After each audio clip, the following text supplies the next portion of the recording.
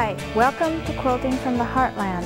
I'm Sharlene Jorgenson, and today I'm going to show you how to make a new variation of the log cabin, which I call Sugar and Spice. Now for many, the log cabin is the first quilt that they ever make, and it's familiar to quilters everywhere. It's a wonderful design for beginners to make because there are no bias edges and all of the sewing is straight sewing. The advanced quilter likes to work with this design because they can create so many different possibilities with color, and by rearranging the blocks around, it's unbelievable the designs that are possible.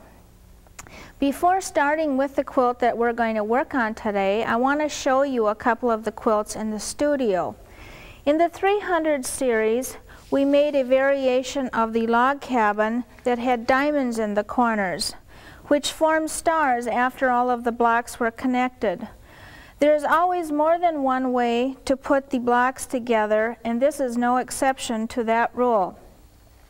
The blocks in this quilt were started in the center, and from there I finished creating the design. You'll also notice that you see a red star in the center, and that was created just by color and nothing else. The blocks in this quilt are very much like, in fact they're exactly like the traditional log cabin when you eliminate the outside edge of each of the blocks. Each block has a light and a dark part to it in a diagonal direction, and that's what creates the overall design when looking at this quilt. You'll notice that I've used plaids and stripes in this quilt, and that's what gave it the warm feeling that it has. I'd like to mention that when cutting these fabrics, I was not concerned about the straight of grain when cutting the lugs, because I actually think it adds charm to the quilt when it's completed. Like I said earlier, there are many design possibilities when working with the log cabin. Today we're going to start building the block from the corners. Many times in the past, I've told you to make sure that there is a variety of fabrics in each of the blocks. I've also told you to make sure that there's a contrast from one fabric to the next with a variety of backgrounds so that they don't mush together when you look at the quilt. I've also said to make sure that there's enough color change so that you can see one block to the next. Well, in this quilt, I've broken all of those rules. But it's the gradual change of the color that creates the overall design. That's what makes it so unique and wonderful. The path of wine squares that go through the quilt in the diagonal direction in both ways will draw your eye completely across the quilt. The squares then created a secondary design, which we sometimes refer to as cross-hatching. When you look at the outside edge of the quilt, you'll see that we have announced that it's completed with two borders. The border that is in the inside is the same width as the wine path that goes through the whole quilt. The outside border, when creating that one, we first decided on how we were going to quilt the edge. Well, when we looked at the fabrics that we were using in the quilt, we saw that there were grape leaves and grapes in one of the fabrics, and it was from that fabric that we decided to create a design on the computer, and that's how we created the stencil that was used. So it is amazing sometimes where you get some of the ideas that you're going to use. Also, I recommend before doing any quilting at all that you pre-wash all of your fabric with a soap that has no bleaching additives in it. And then of course you want to take the time to press all your fabric so that it lays nice and flat before cutting all of the pieces. The pattern shapes that we will be working with today are off to my right. I have put quick grips on the back sides of all of them to keep them from sliding when we're cutting, and then I have also taken the time to label them so that I can keep track of them. There are a couple of ways that you can label your templates. As you can see, I've put a little sticky tab on them with the actual letter, or you can use an opaque ink that will be permanent and it won't move around when working with the patterns. I will first cut one of the strips that goes into the or one of the logs that goes into the quilt, and I want to explain to you a couple of things about how I cut them. I prefer using pattern shapes like this to cut all of the logs because I find that the accuracy is so much better. If you use the sew before cutting method, it's sometimes hard to keep the accuracy and your block won't end up as straight when you are done. So we will be using patterns to cut all of our logs first, and then when we get to the sewing machine and start sewing, we won't have to make a trip from the sewing machine to the ironing board and to the cutting table, and we won't have to keep making that circle all the time. We will be able to stay at the sewing machine. When cutting the logs, I recommend that you cut these strips for the length of the log instead of the width, and that will help you to save fabric when you're working. And I have folded the fabric in half, matching the selvage edges over here, and then matched the folded edge with the selvage edges. So we now have 4 layers that we'll be working with. And then bifold the rest of the fabric up on top of the board so that it can travel along when you turn it around. When straightening the fabric, lay your ruler up on top of the folded fabric then and line up the edge of the ruler with the second fold that you have in the fabric. Now I prefer doing all of my cutting with a rotary cutter, and there's many kinds of cutters on the market. I guess you just need to choose one that you're comfortable working with. And many of the cutters have different safety features. Now when I open the blade on this cutter, I'm just going to push slightly with my thumb and the blade is exposed. And when I close it again, it will just be another simple touch with the thumb, and I have put it back behind the guard. There's a couple of ways that you can hold the cutter, and I'm most comfortable when I rest my pointer finger up on top. Now some like to hold the cutter like this, and I guess you just need to practice and see which one you're comfortable working with. When cutting, I have grips on the back side of the ruler also, and you'll notice that it didn't slide then when I was doing that. Close the cutter every time you're going to turn your work so that you don't cut yourself. Now I'm going to turn the fabric and the board all at one time, and allow yourself plenty of room to do that so that you don't have to disturb the fabric that you've already straightened. Now I mentioned that you need to cut the strips the length instead of the width, and we will save fabric when we do that. So lay the template up on top of the ruler and then slide the ruler over so that the edge of the template matches the straightened edge of the fabric. Also, we have the edge of the ruler over here lined up. Then make the cut along this edge of the fabric. And then you can just remove that bulk out of your way.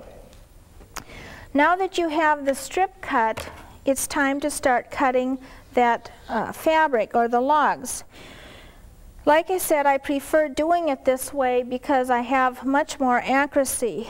And I don't have to keep making that trip from the sewing machine to the ironing board and make that complete circle all around all the time. Okay, now we'll have 4 logs at a time that we'll be cutting. Turn the board with the template riding on top, and we will continue to cut the logs. Now the reason I told you to cut the strips the length instead of the width is that already we would be out of fabric if we did it the other way. So just simply keep laying the template down on top until you have cut logs that you need. Now in this design, the same fabric is used for the same log 2 times in the block, and I'll show it to you up in front here. Now this particular fabric that I was just cutting was used in 2 positions, and that's true for all of the logs. We use the same fabric for all of them. And of course I'm not going to cut any more logs because you would use the same process for all of them. The arrangement of logs There's just so many possible ways that you can move these blocks around, and I'd like to show you a couple of ways before we go to the sewing machine. The design that we're working with today, well, we'll start out with a couple different ones and see if we can get to that one. This would be one way that you could put it. You'll end up with a design that looks like that, and you'll see what happens when you start moving those blocks around. You can get many different designs. We'll go like this, I guess, and then we'll do one like this. This would be one possibility that you could have. You could have going like this. Well, let's get it back in here in the center. You see how you can create many different designs by just moving the blocks around? Actually, this is the one that we will be working on today. So after you get the blocks made, if you decide to change your mind, you still have the chance to do that. And that's one of the reasons why advanced quilters like to work with this design, because there are so many design possibilities. If you aren't able to sew right away after you have all of your logs cut, I find it very helpful to store them in an envelope and then put them away. And when you're ready to sew, you just pull them out of the envelope and you'll start chain sewing. When starting to sew, I'm going to talk about the process up here a little bit before we go to the sewing machine so that you know where we're going to go with the block. We're going to start with this one in the center first, then this one will go on here, and then this one will come on here. And we'll work our way from the corner in a diagonal direction instead of working around the center. And as you can see, each time we'll add the top block and then we'll go to the side until we have the finished size that we want. Now you can make the block as large as you want. You just stop at any point that you want to. You could stop here or over here, and whatever you choose to do will be fine, I'm sure. Just get creative when you start working with these designs. Well, let's go to the sewing machine and let's see what we can do putting the blocks together. I want you to use a scant 1/4 inch seam allowance when sewing all of your blocks together. And the reason I stress that over and over again is because you need to make up for the amount of fabric that you use in your seam allowance. And also I want you to use 100% cotton thread to match the fabric for strength and care. We'll be doing some chain sewing today, and before you do a lot of chain sewing, I want you to give yourself a sewing test, and I'll show you how you can do that. When starting the block, we'll be starting in the corner instead of the center, like I said, and we'll be putting the pieces right sides together. And I find it very helpful if I press the pieces together before chain sewing, because they'll stick together and they'll go through the sewing machine much nicer, and I don't have to guide them as much. I like to use an open toe foot so that I have an unobstructed view in front of my needle. And when chain sewing, of course, you don't do any back stitching, you just continue on sewing, but we first have to pass that sewing test. And after 2 of these are sewn together, if it equals the next log, you have passed that sewing test. Let me show you what I'm talking about here. If these 2 pieces sewn together equal this one, then you have passed the sewing test, and you'll be able to continue chain sewing with a lot of confidence. And that will keep your blocks straight and square, and they'll lay nice and flat. Now, one thing that I'm going to do today is I'm going to iron my seams open, and that is a very controversial thing amongst quilters. It doesn't mean that if you iron your seams to one side that you've done it wrong. I guess it's whichever way you prefer. I guess my point is that if it's okay to iron the seams on clothing open, it should be okay to do so when you're quilting. And these seams are all reinforced when you quilt 1/4 of an inch from the edge of all of the seams, and certainly it's reinforced if you do machine quilting. So I will be ironing my seams open today, and if you choose to do it the other way, that will be fine too. When I talk about chain sewing, I mean it. I just keep chain sewing, and I get a factory going, and we're just, when you really get into the block, you don't have to waste a lot of time. So I line up the fabrics, and I pick off that same pile all the time, and you save a lot of time when you do it that way. And then when you start pressing, of course, you can just keep going. When pressing all of the seams, I go through a little more effort than some might do, and I take the time to finger press all of the seams first on the wrong side and the right side, and then I press it with an iron. Now, if you keep the ironing board right close to you, you'll be more apt to do so. If you have to get up and go to the ironing board, you probably decide you can get by without doing it.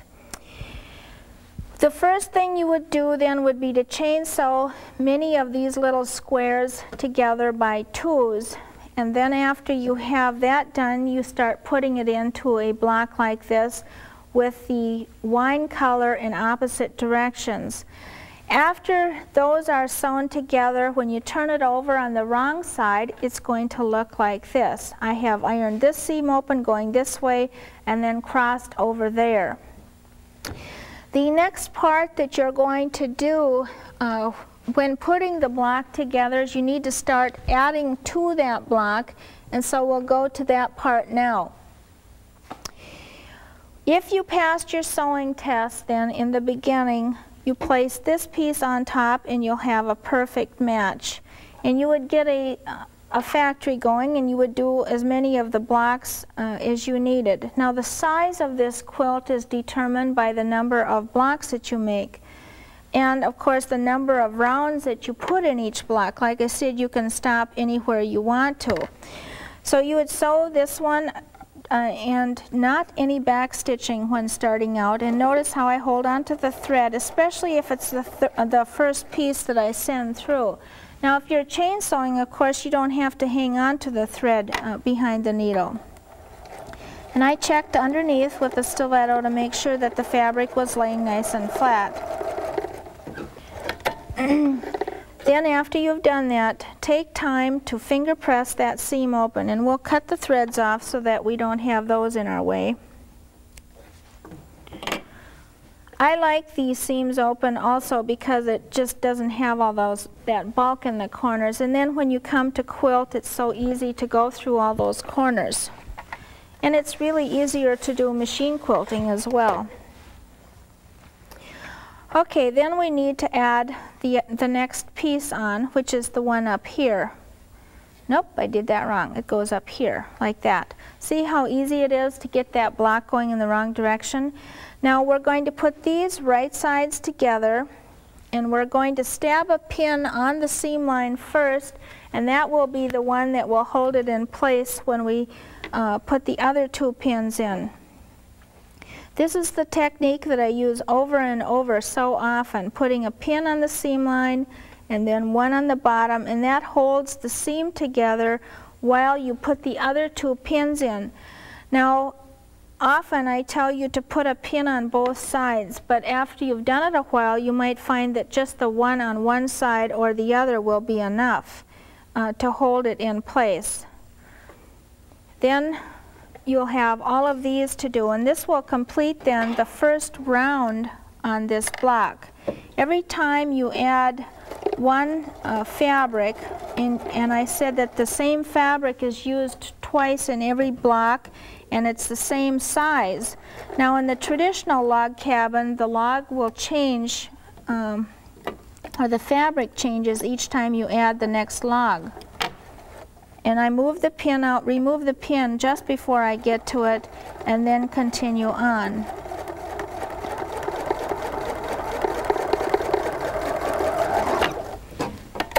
And again, we'll take the time to chain sew, or to finger press it open, excuse me, and then go on to the next round. But see how nice that corner gets after we have it put together. Then after that one's on, you're ready to add the next round, which is up in here. The same thing will be true for that one. First add this piece on up on the top, and we'll turn it over. And it's easier if you chain sew or if you're sewing with this seam on top, and then you can make sure that your seams haven't flipped out of place or gone backwards when you're sewing. This is a fun quilt to work on. You can be watching TV at the same time. You don't have to do a lot of concentrating, especially after you get started with it. That's why the beginners like working with it also. All the seams are straight,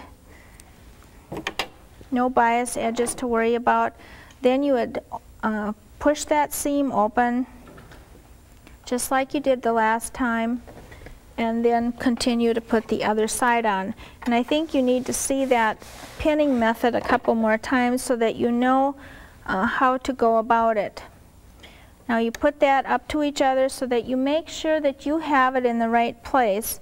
Put them right sides together, and we'll sew with this one on the top because this one has the most seams now to cross over. And we only need to do that pinning in one place because that's the only seam that we're going to need to match. First on the top and the bottom. And this time I think we'll just use one pin on one side of the standing pin so that you know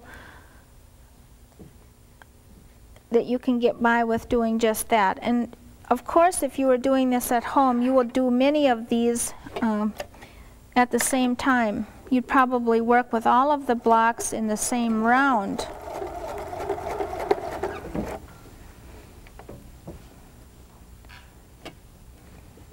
Now just before I get to that pin, we'll pull it out, and then we'll continue on and hold that fabric down just before you get to it so it can go under real nicely.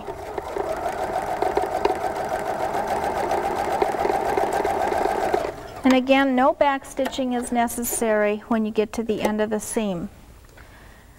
We'll see now another perfect seam in the corner just by using one pin. So you see you can do it either way. The next round that you add then is up here. Now there is a lot of contrast from these two fabrics. Actually these two mushed together quite a bit up in here, but there was contrast here. But when we start getting down into the next rounds, like from here to here, there probably isn't as much contrast. So let's put those two together next. The first one again would be to go out here. We'll put that one on. Now I said you can stop any place you want to when adding these rounds. You don't have to make it as big as I did in the quilt. This one was fun to create on the computer. I had the blocks going many different ways. It was like some of the other quilts, it was hard to choose when working with this design as to which one I wanted to use. Then after I decided on the arrangement of the blocks, that's when I started to choose the fabrics.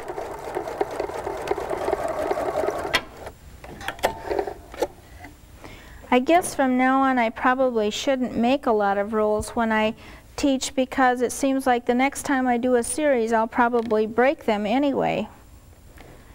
And as your sewing skills are more advanced, you're going to be more willing to try new things, and I guess that's what probably I have been doing, is experimenting with new ideas every time I work on a new project.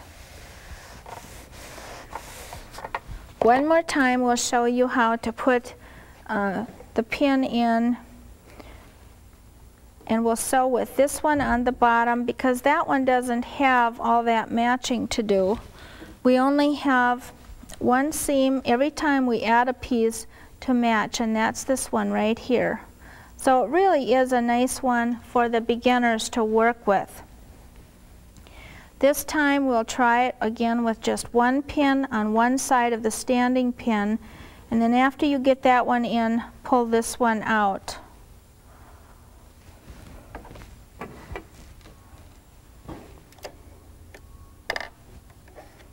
Again, we'll hold on to the thread behind the presser foot. Now, if you were sewing your quilt, you would choose a thread that would match the majority of the background in your fabric. I'm sewing with a white thread so that you can see where my seams are going. And just before I get to that pin, we'll pull it out, and that holds that seam line in place just long enough so that we have a perfect match. After you get then all of your blocks sewn together, that's a fun time to start arranging them in the arrangement that you want. And then of course you have the fun of choosing the borders and the stencils that you're going to use. When I come to the part of making my quilt sandwich, then I like to use a low loft batting because it drapes so nicely on the bed. And it's also nice to hand quilt when you use a low loft batting. It's just a nice way to end the quilt. Well, I sure hope you've enjoyed watching me build this variation of the log cabin together with you today. And join me next week when I show you another version of the log cabin.